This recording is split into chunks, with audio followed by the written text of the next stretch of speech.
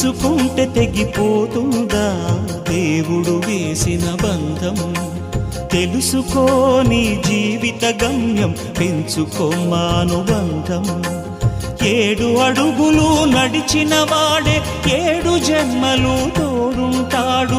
భర్తగా నిన్ను భరించువాడే బ్రతుకు దీపం వెలిగిస్తాడు.